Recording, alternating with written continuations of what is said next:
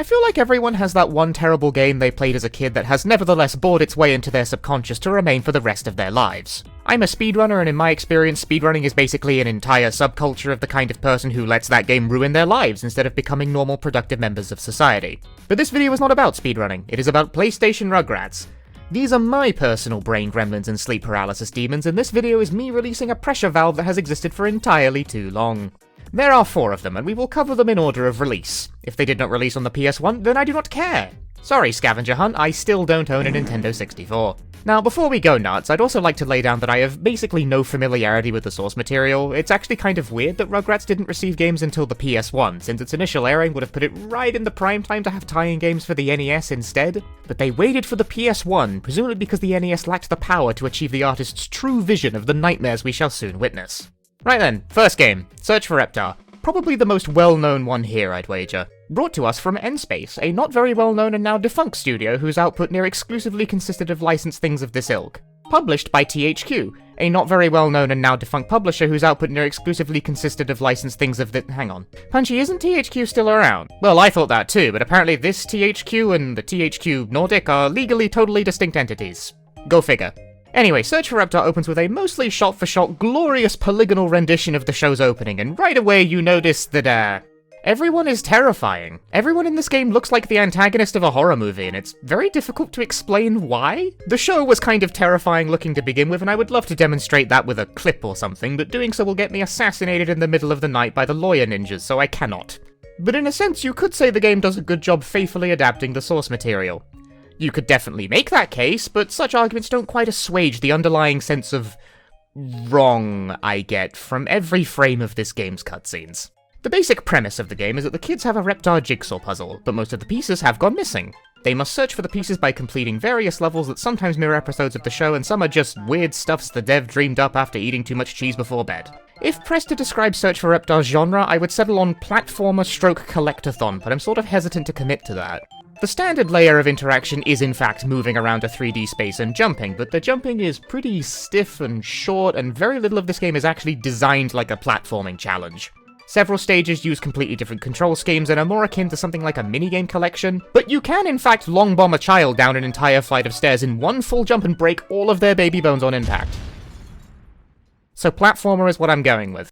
Anyway, the Pickles home is the hub area where individual levels are activated at various objects of interest, with each providing a vague difficulty level before entry, but I am playing a game for 2-year-olds, so I think I'll be okay. Chucky's glasses.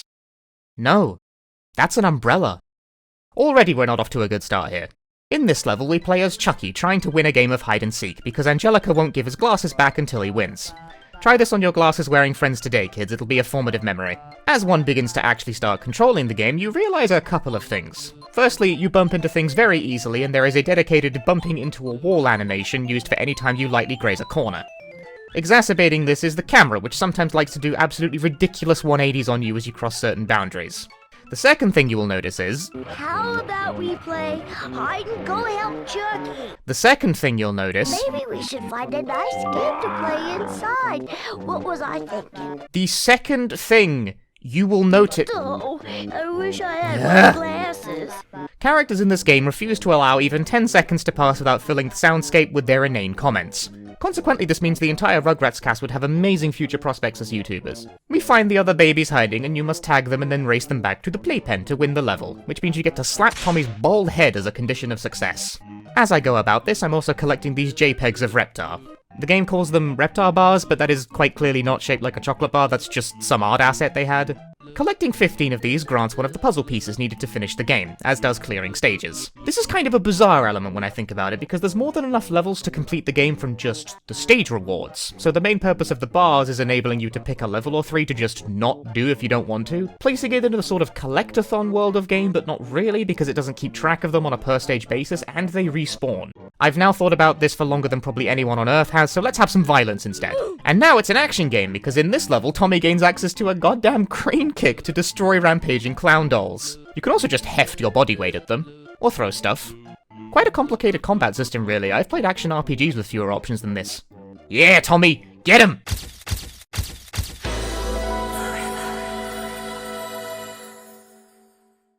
Moving on to minigolf, something I have to touch on because unfortunately this is a recurring gameplay style in these games for some reason. I don't even like golf to begin with. I played mini-golf once in real life and I got mad at it, so this doesn't bode well. And, well, not that I was expecting the most detailed simulation from Rugrats PS1, but the ball never seems to bounce in a way I find especially predictable. And the hole isn't actually, like, a hole, it's a flat object on the ground, and the game can just decide if you hit the ball too fast and it slides over, since the ball also doesn't really appear to roll so much as it just glides along the ground like it's air hockey. All the while you're being yelled at by...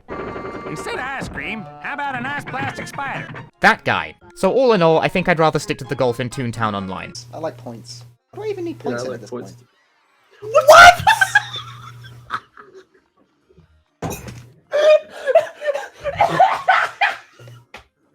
Okay, maybe not. Next level. At this point we are automatically thrust into Mirrorland, a level where everything is upside down and we have to collect balloons in a time limit. This level's fine, the gimmick is cute, but this becomes a good time to talk about the music because this level is comparatively lengthy and the entire time you are subjected to this song boring a hole in your brain.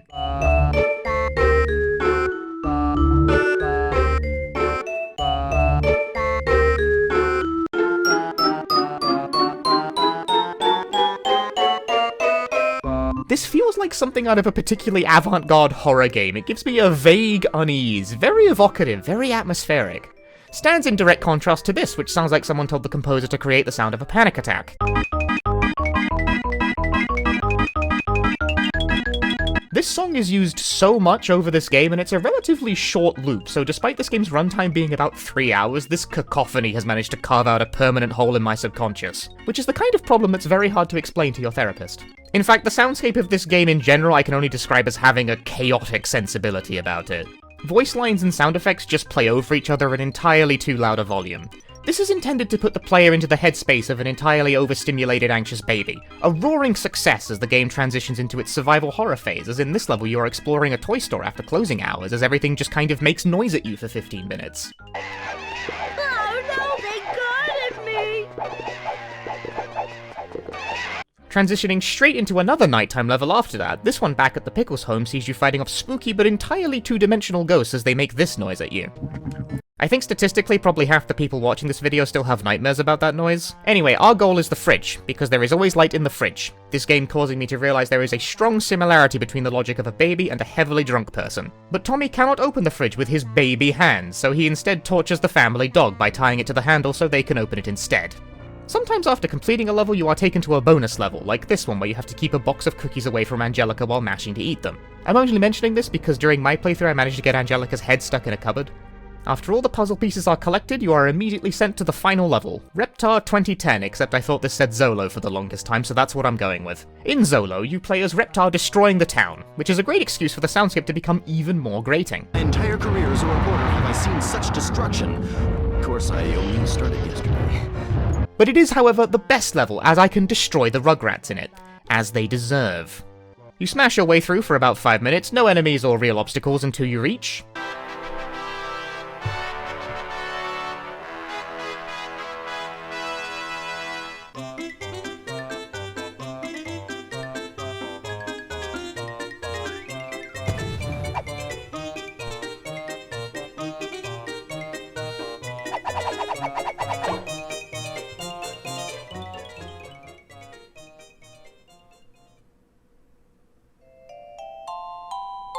I mean, yeah, why not? That's about as sensible an ending as any for a Rugrats game.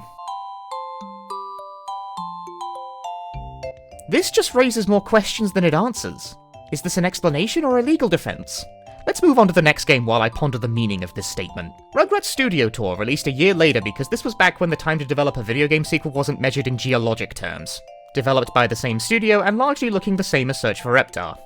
The framing device for this one is the baby Rugrat. I mean, they're all babies, but like the most baby Rugrat, Dill, locks himself behind a high security door during a tour of a movie studio. Now you must complete levels to earn keys to unlock said door, so structurally we're in a similar place as the first game. And it also mostly controls the same, so this game was clearly built on the same foundation, movement feels largely the same. However, Studio Tour attempts to up the ante on its predecessor with much larger levels, like in the pirate-themed hub, a scavenger hunt level takes you through a series of 3 maps where you must find treasure chests, and these maps are... not gigantic, but definitely surprisingly big. I had to actually use my noggin to navigate these sometimes.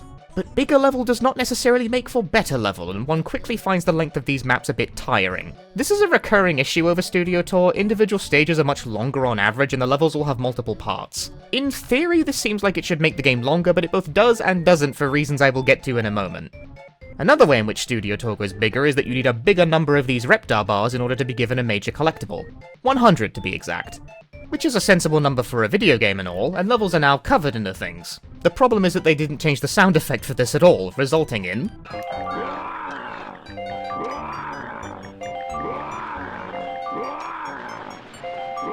that cacophony. Completely alien approach to sound design is a recurring constant over these games. But enough about that. Look, mini-golf is back, much to my chagrin. It's pretty much the same as it is in Search for Reptar, but Game Bigger syndrome also strikes this because the courses themselves are larger, and to compensate, your character can just absolutely punt that thing. Every hit is much stronger, which I find has the effect of making actual putting more challenging, since the ball has to actually fall into a hole now, rather than smash cutting when it makes contact with a zone on the ground. I played these games all in a row too, so this mostly just messed with my muscle memory. I think the main reason the stages are bigger is an attempt to cover for a lack of general gameplay variety. 3 of the stages of the Pirate Hub are just variants of collectathon maps, and there's an entire hub world dedicated to the newly introduced racing minigame, which themselves demand up to 8 laps for no reason. And this basic kart racing framework, power-ups, boost pads, etc., is reused in the Pirate Hub for the foot race level, which is kind of cheeky. There's also a lot less context for each individual level, if you'll permit me to speak overly seriously about games made literally for babies. One of the more enjoyable points of Search for Reptar is how every level presents a different, often kind of terrifying context for itself, and sometimes a mechanic used only in that one level. Studio Tour has the basic framework of a movie studio, and that's it, so the whole thing is a lot flatter, and there's less irreverence to enjoy as a result. So anyway, play these stages for a bit and gain enough keys to unlock the door, which reveals... a second door! A 5x5 grid of keyholes, and if you thought I overthought Search for Reptar's progression, get a load of this. This door only needs a single key to open, but the correct lock is determined completely at random. Naturally, keys cannot be used more than once. On its face, this is one of the more baffling structures I've ever seen for a collectathon game. It's raw insanity, only being contained by the short length of the game it's been implemented into. With 25 possible new keyholes plus the initial door, the game could wind up asking you for more keys than there are levels, necessitating one to just repeat levels to scoop up Reptar bars. This isn't very likely to occur, mind you, but why on earth would you leave something like that up to chance? I was live streaming while I played these, so I let my chat pick, and they proceeded to cut the playthrough in half by doing... wrong, you lose! E2. E2. Wrong! C3. That's like dead in the middle. You're trolling. It's never the middle. Fuck that. And that takes you straight to the final level. 1 in 25 odds is all that separates you from being able to complete the game. The final level is actually a series of 3 levels, beginning with a short, almost platformer segment with Angelica. I say almost because the only challenge in the first bit is realizing you have to press triangle to open this door. This is the only time in the whole game you're asked to manually use something with no prompt, so I kinda ran around in a circle for a bit, not realizing you could do that. If you've seen that tweet going around about the yellow paint in Resident Evil 4 Remake, this is why game designers do that. I proceed to fail at platforming for babies. Trying to line myself up very exactly lest I run off and die. No! I ran off and died! Almost, kid. Give it another shot. There's a small gap! And we transition into a more pure side-scrolling level with Tommy. It's weirdly difficult because Tommy feels like he runs 3 times faster here than any other point in either of these games. This results in me running off edges a lot. This is fine because I'm not sure if you can actually fail out of these segments. I feel like you can, but there's no lives count or anything to keep track of that, and I never hit whatever limit the game might have. One lightspeed platformer segment later, we reach the grand finale, which is one of those Crash Bandicoot run-into-the-camera type levels where it feels like you move slower than Tommy could run on foot. My main hang-up with this is that when you hit a checkpoint, you get a little cutscene of Tommy picking up a character in the car, but then it immediately smash cuts back to the chase, and if you're not super ready for this, you will probably fumble this instantly like I did many times. Anyway, we escape Reptar, rescue the small one, and all the blame is pinned on Angelica, which feels kind of mean-spirited in this specific context since I think half the levels in this game have you playing as her, but considering the next game up, I think it's warranted in a kind of cosmic way. Because yes, the next game up is totally Angelica, the first game here not developed by N-Space, with development being outsourced to Japanese studio Artco, which I found very curious since none of these games released in Japan, but I digress. True to the name, this one is all about Angelica, and the look of the game is... well, still kind of terrifying, but I think it's a slight improvement over the other two. The entire framing for this one is Angelica is doing a mock fashion show with her toys. She wants to be the fashion queen of them all. That's all the justification I need. Let's get to fashion. I've played The World Ends With You. Fashion will be our weapon against the tribulations at... Oh, it's a minigame collection. I mean, they've kind of all been minigame collections, but this one is the purest minigame collection so far. Some of these minigames, like this outfit remembering game, sometimes take longer to load than they do to complete. And some of them take excruciatingly long, like this one where you watch a ball roll inexorably through a course where you intermittently tap a button to keep it going. Riveting stuff. You complete these minigames to unlock outfit pieces so you can go to the fashion show, make Angelica wear an absolutely hideous combination of clothes, and have objectively the ugliest babies tell you that you look stupid so Angelica can run off the stage in anger. That's not even me being glib, that's going to happen to everyone who plays this. Early on, you can only put together outfits that just get bad scores, so for about half the game you're just subjected to numbers-based abuse. Your score in these fashion shows is tallied and contributes to your point total, and at certain thresholds you unlock the next floor up where you can play more minigames to earn clothing that arbitrarily scores higher.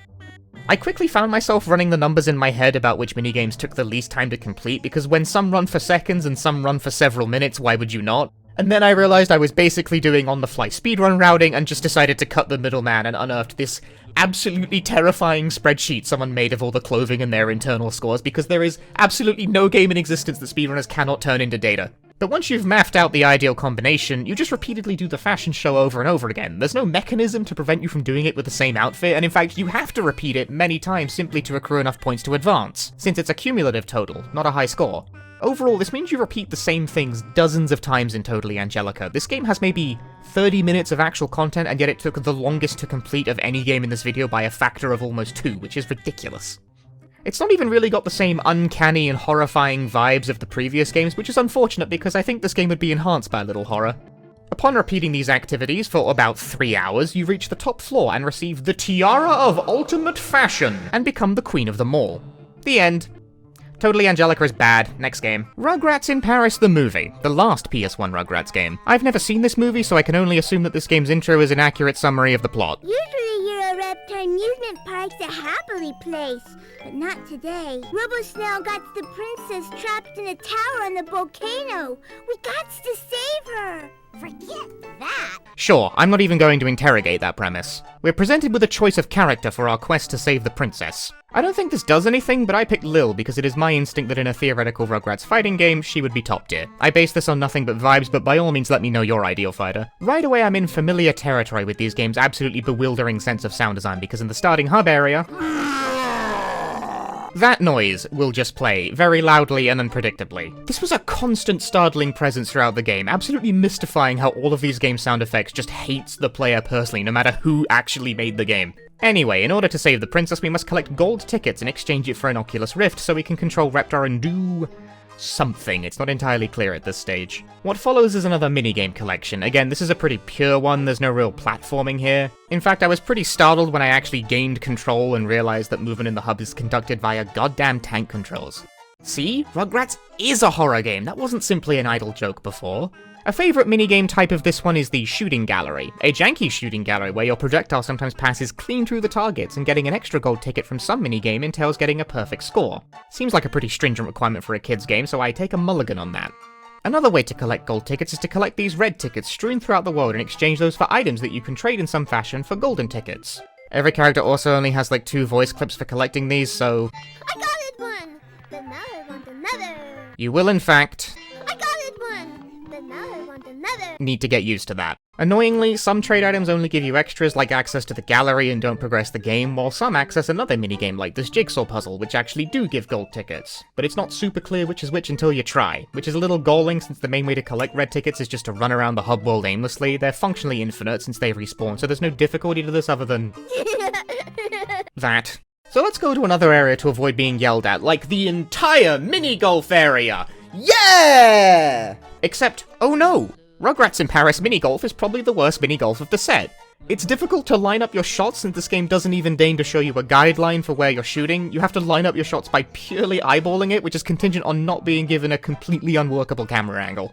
In theory, this seems like it should make it the hardest of the set, but I ended up somehow tearing through it, sinking several holes in ones in a row by what felt like pure luck. This ended up being really fortunate because completing the course under a certain score gets you 2 gold tickets, and there's actually barely enough in the whole game to complete it.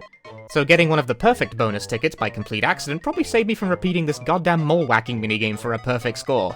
You just gotta press the button that corresponds to the direction. Doesn't seem that hard, but a single mistake disqualifies you from the bonus. Can't do it, man. It's the hardest game. The other kind of minigame type this game loves is this bumper car. There's bumper car hockey, except you can steal points by bumping the French-speaking ninjas who beef with literal babies.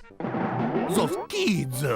This is frustrating because you can score all the goals and still lose if the enemy grazes you wrong before the time expires. Bumper car, but the point stealing is the entire minigame. Bumper car, but it's just you trying to collect all the items in a course. Bumper cars comprise half the minigames in this one. The final minigame type not covered is this distinct one called Chucky Chan, where you can do 6 spin kicks to destroy Mokujin from Tekken 3.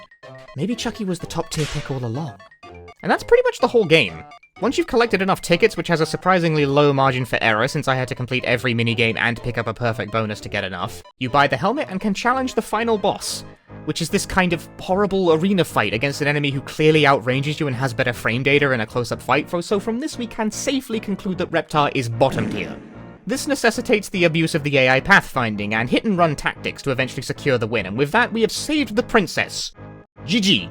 I won't say this game is worse than Totally Angelica, but I will definitely say it annoyed me more. And that's all of the Rugrats PS1 games. They're all kind of cursed, but I mostly enjoyed myself going through these for reasons I can't properly explain. Of the 4, Search for Reptar is the one people are most nostalgic for, and not for no reason, because it is clearly the best of the set. On a related note, I didn't actually know when I set out to make this video that Search for Reptar is one of the best-selling PS1 games just ever. I knew it was well known, I didn't think this was some obscure classic, but like, this game outsold Xenogears, man, what the hell? It felt like a topical time to revisit these games too, since recently an entirely new Rugrats game that absolutely nobody could have predicted was announced, and it's a side-scrolling NES-styled platformer. No.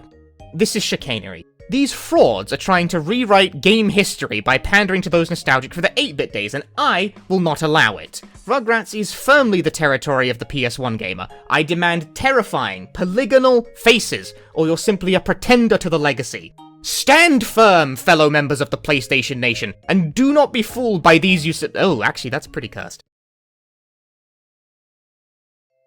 Hey, thanks for watching that video. If you enjoyed, consider subscribing to the channel and checking out the Patreon linked below. The support is appreciated. I streamed all of these games, my playthroughs, on Twitch, but lately Twitch announced that simul streaming is no longer against their terms of service, so if you want to catch some of the streams that end up appearing in these videos, then hit that subscribe button to catch me when I'm live, since I now stream on YouTube as well as Twitch. Isn't that lovely? Alright, thanks again for watching, catch you next time.